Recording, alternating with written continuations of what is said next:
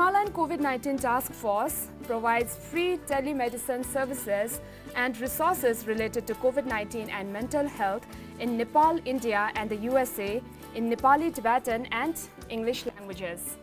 To speak more on the initiative, we have with us the co-founder of the Himalayan COVID-19 Task Force, Dechen Tsering.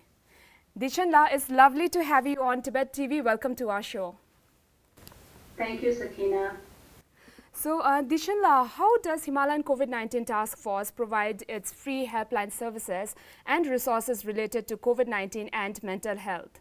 Dechen La, can you tell us how many of you are involved in this project and how are you all working together in reaching so many people affected with COVID during this time in so many places?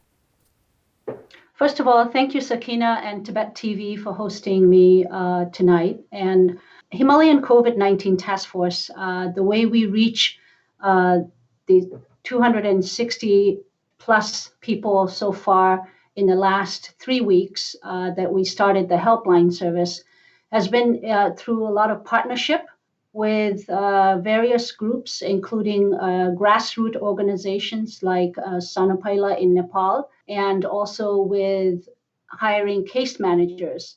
So we have hired 5 case managers, one in Nepal, one in Himachal Pradesh, and 3 in Northeast India. As you know, the cases in Sikkim in particular, very dire, very increasing rapidly. And so we felt an urgency there, including Darjeeling and Kalimpong. Through this network of case managers who are linked then to local doctors on the ground who are already working, and through a network of about 16 Tibetan doctors in North America who are providing through WhatsApp, telemedicine and telehealth guidance. And we've been able to reach over 260 plus people. We provide connection to isolation centers at the local sites. And we also work with grassroots nonprofit organizations in these countries where they are actually connected to local groups that let us know how many people are sick and who to connect with. Dechen La, one of the first and important initiatives of the Himalayan COVID-19 Task Force is the mental health awareness program, which was conducted on so many platforms for the Tibetan and the Himalayan communities. Dechen La, during these interactions, what are the most common concerns regarding mental health in such crisis? So as you rightly pointed out, last year we did start the mental health telehealth program, and with Dr. Sophia Banu and with Dr. Peyton Pinso, who are the task force members. We worked hand in hand with CTA's Department of Health Mental Health Unit and provided online counseling as well as training for counselors and nurses across India. Mental health, the minute you say that, there is a strong stigma in our communities, not just the Tibetan community, but the Himalayan community in general. People were not taking as much of advantage of the helpline that we had created for the mental health. And then gradually, they got more used to it and calls started coming in. But the counselors were faced with a fair amount of dilemma, so to speak, in terms of how to approach this when not as many people were acknowledging that they were having mental health issues, So that's a long-term issue that we're going to have to grapple with in our communities to destigmatize mental health and be willing to acknowledge that that is a disease also that we need to pay attention to. The other concern that was coming up a fair amount is how to address mental health, particularly when it comes in the rural settlements where there are no psychiatrists, where there are no hospitals. Our telehealth program provided our psychiatrists support and counselors. We also partnered with the Tibetan Mental Health Initiative with Dr. Kunga Nonzumla and Dr. Tenzing Delsela. So, Dechen La, what were the common concerns regarding mental health during these times? So during the pandemic, from the people who called you? Okay.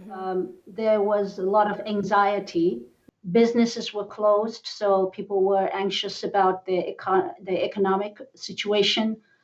Schools were closed, so children were left without interacting with other kids. Parents having to school teach their children online. A lot of adjustments for everybody. Most importantly, the fear of getting this virus that nobody seemed to know a whole lot about at the time.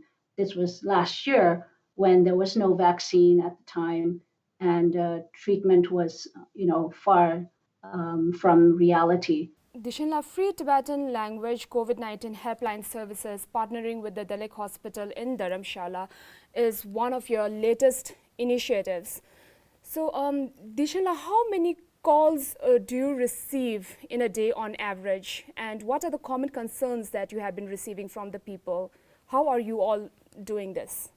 So for the helpline service, really, it really started with our Nepali partners here. We worked together to figure out the helpline system, hire case managers, link them to a doctor at the local level for the moderate and severe cases, and then for the mild cases and asymptomatic cases, we would link them to volunteer doctors here in the United States and in Canada.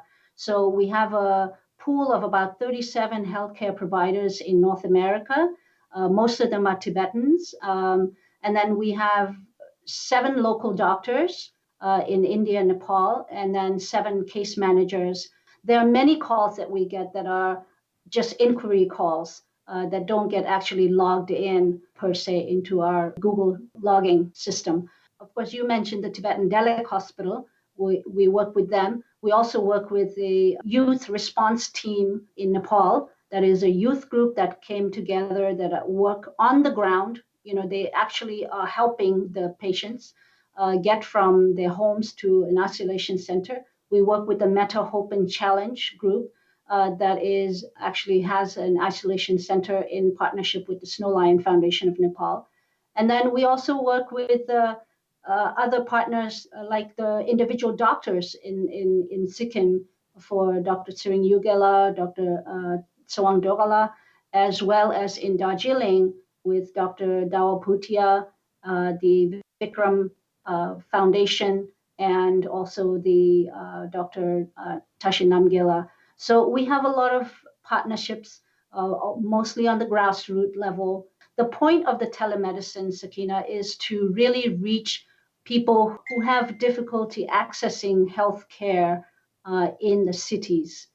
Since all the information regarding COVID-19 are given for free of cost, and like you have mentioned that there are so many people who are involved in this project, can you tell us how are you managing financially to continue with the initiative? Yes, thank you for asking, Sakina. I think what we have done is we've launched a GoFundMe crowdfunding appeal with a goal of 62,000. We've passed about half of that through GoFundMe as well as through private donations. We are channeling these through the Tibet Fund. Most importantly, though, I must say, we are able to do the work we are doing primarily because of the volunteer doctors and the doctors on the ground. We have Dr. Rishav, Dr. Nasatya in Nepal. We have, Dr. Tsering Ugel and Dr. Dechen Tsering in Sikkim. We have Dr. Bhutia and Dawa Bhutia and Dr. Tashi Namgil.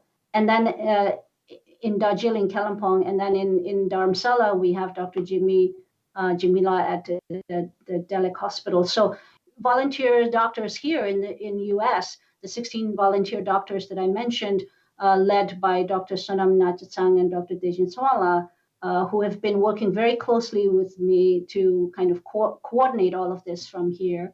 And all the volunteers who help us, all of the other doctors and nurses who are in our pool.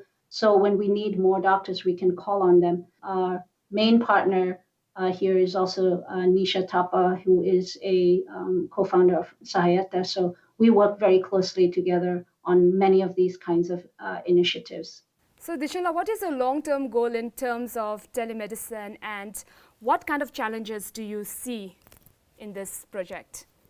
So the Telemedicine, as I had mentioned earlier, it's really the effort to reach people who are having trouble accessing proper healthcare, right? Adequate healthcare. I see a lot of potential in expanding the telemedicine services in our Tibetan diaspora community. We have a lot of settlements that have a small health clinic, don't have a doctor, or some of them don't have a nurse.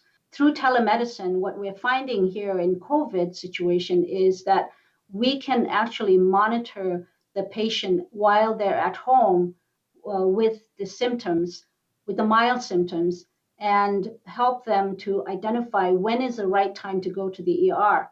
In COVID situation, a lot of people are staying home too long, and then when they get to the hospital, it's too late. Their lungs collapse, and unfortunately, some of them die. And so we would like to be able to prevent that from happening. I think in the long run, we could use Tibetan telemedicine services, hopefully through the CTA and through the Department of Health. So it's cost effective. It has been done. It is still being done. And I think for the Tibetan community in exile and the Himalayan community, we can adopt that at a larger scale, whether it's a pandemic or not. This is a very, an approach that actually works to prevent emergency and high-cost healthcare expenditures. I must say, Dechen, that Himalayan COVID-19 Task Force is doing a fantastic job. I would like to thank all the frontliners and also your entire team for this very generous initiative. And I also think that, like you have mentioned, that this initiative should not be there just during the pandemic, but also for the future, because Dechen, there are so many people who live very far from the healthcare facilities, and this will not provide them with just medical treatment, like online medical treatment, but also medical knowledge, which is also very, very important. Thank you so much, Dechen, for speaking to Tibet TV. It was lovely doing this conversation with you. Thank you for being with us. Thank you very much, Sakina, and keep up your good work too. Thank you, Dechen. Thank you so much for watching, and see you in the next episode of In Conversation with Tibet TV.